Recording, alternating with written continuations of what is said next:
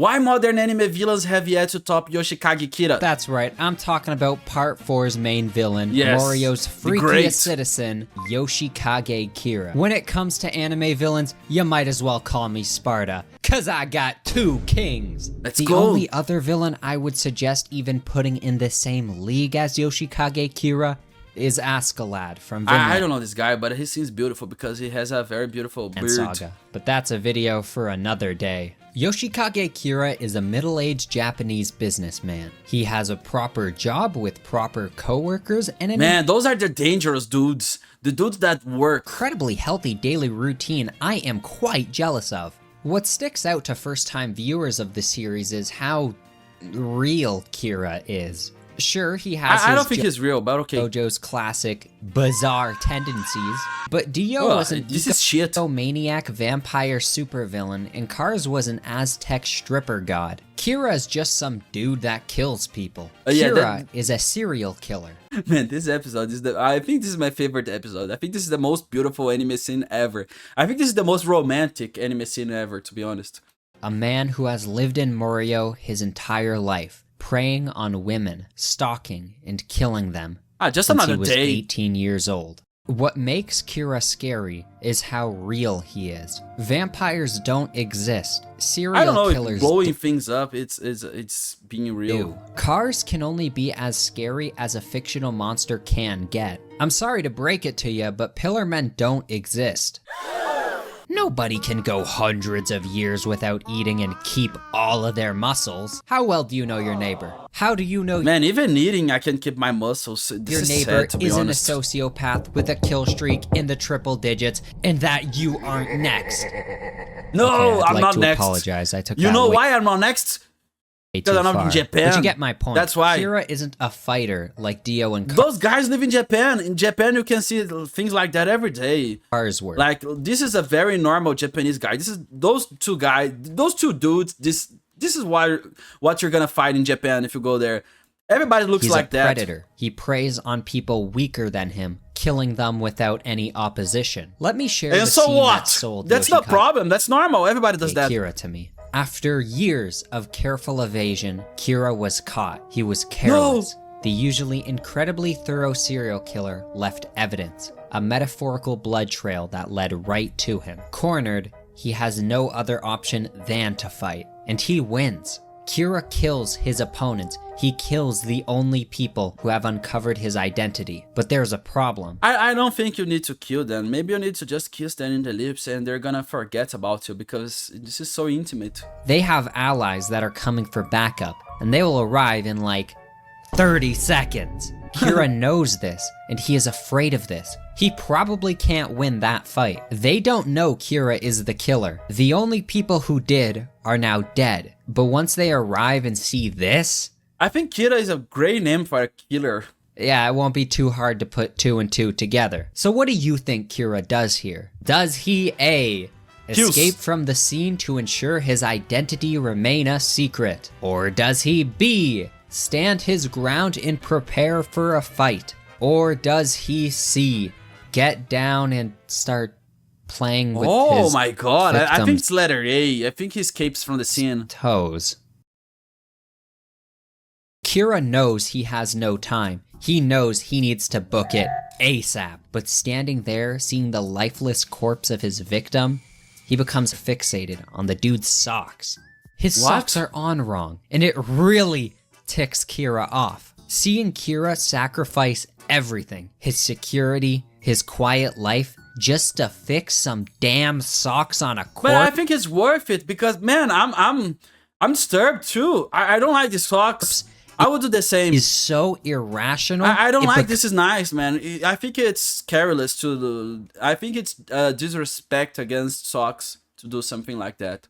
becomes creepy. This is some real serial killer shit right here. He's planning on blowing up the body into nothing anyways. Nobody will ever see these socks, yet Kira just couldn't help You need himself. to have some Watching decency. this scene for the first Yes, I don't want to destroy destroyed things. I want to destroy beautiful things. So yeah, you need a good pair time of was socks. baffling. Kira is a monster, but a different No, kind he's of not. monster from Dio I think he's just a dude. or Cars. He's a realistic monster. But what truly No, I think separates he's a human. Kira from the villains before him is what he does next. When the new enemies arrive to the battlefield, Kira starts to sob.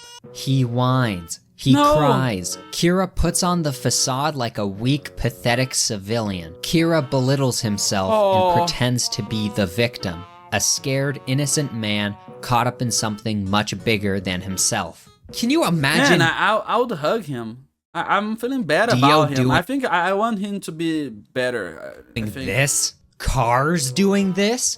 No, you can't.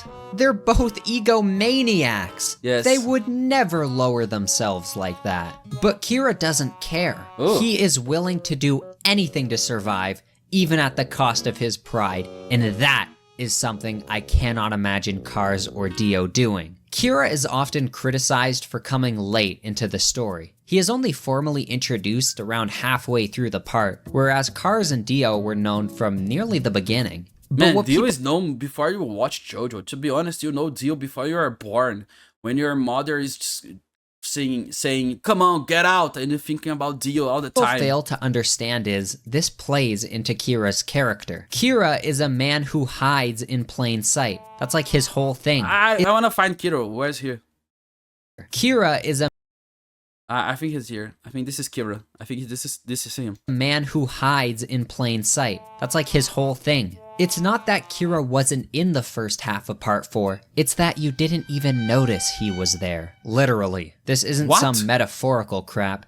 Kira is only formally introduced to us in episode 17. The guy doesn't but if you care. He's walking with a hand. go back to episode 12. Oh my god! There he is! I think his hand is like a dog for him. That is the Yoshikage Kira. Trust me, I'd recognize his David Bowie looking ass anywhere. Yes. What's he doing? I don't know. Just out and about in the world, maybe off to a meeting, maybe off to kill some poor sap, I don't know. In fact, the very first scene of part 4 shows us Yoshikage Kira and his classic morning routine. We just don't get This is a very nice morning routine. glimpse of his body. On a first viewing, you wouldn't even notice anything about He's this washing his hand with a banana. scene. Why would you? Oh my gosh. But it's so genius because it proves to us, the audience, that yeah, Kira can and probably will be able to keep getting away with his killings. We, Nice. the viewers, This is good because I want people to succeed. So I'm rooting for him because I want him to succeed because I don't like losers. So are looking at like somebody's gotta lose some hands, but I think it's worse to have somebody who's a loser. Kira the same way all the other residents of Morio do. Just another random dude.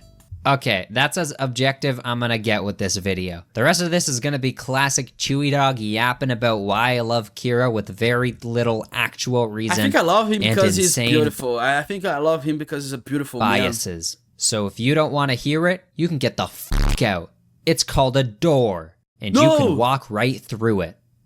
Oh my god, Kira's design. Torpu's outfit? Wait, I was right. He was about to talk about how beautiful the guy is. No, Cars' I wasn't like no. Don't Fit. follow my lead. What I'm a stupid dude. outfit. Kira's outfit? Hot tamala, clean up on aisle check, please. It's basic enough for me to realistically believe that this guy can blend in with society, but still being fabulous enough for a JoJo villain. Although I do wonder what his coworkers thought of the cat skull tie. I guess I this is think this is okay, man. I would use 3 of them at the same time. just modern high fashion. Now let's talk about the music. Kira's theme is top 5 most recognizable tracks in the whole series. I don't even remember what it's a very Diavolo's nice theme one. sounds like. Kira's theme I think is the most famous one, I think, is Giorno. I don't know. Maybe it's Dio. Maybe so it's memorable Jotaro. because it's so unique. I'm no music expert, so frankly, I'm not even gonna try and pretend that I know what I'm talking about. Man, but I think I'm a life expert. I understand everything about life. come on, you know what I mean. I'm no life. Kira's theme has got this. You know? No other theme sounds Yes, it's like very that. hard. It Kira is hard. also has the coolest stand of any of the main villains. That's right, I said it. I like Killer Queen more than I do the world, not the... The word I don't like that much, but man, I think Javolos, I think the world, the King Crimson is better. I've already done this bit. I prefer the Killer King Queen, Crimson. they're gonna kill ya, dog. Your dick's too fat, your swag's too plenty. Just look at Killer Queen's design, the pink Killer Cat. This stand is named after the Queen song, Killer Queen. In it, there's the line... I think the names are similar. I can see something there. Playful as a pussycat. Oh my god. Araki, you genius. Boom. There you go. There's your pussycat. The song also... I would say that it's somewhat gay, the relationship between those two guys, the guy and his stand, but everybody's gay with their stands. Says, gunpowder, gelatine, dynamite with a laser beam. I wonder if this is all just a coincidence, considering Killer Queen's ability is to blow And the legs. Anything Killer Queen Those legs are giant. touches can be turned into a bomb, and Kira can detonate the bomb at any time by clicking his thumb down like an invisible C4 detonator. Explosions are flashy, they're badass. This stand is also perfect for Yoshikage Kira. It allows him to instantly destroy any evidence of his murders. And Killer Queen is the sole reason he has been able to evade any police or investigators for 15 years. It's strange because it's a very flashy power, like exploding things, destroying things, but he's using that to be subtle, to be invisible. Like I'm gonna destroy the proof. It's actually not like funny. It's a very a lot of people die. It's something that it drains attention. Everybody's gonna look at it.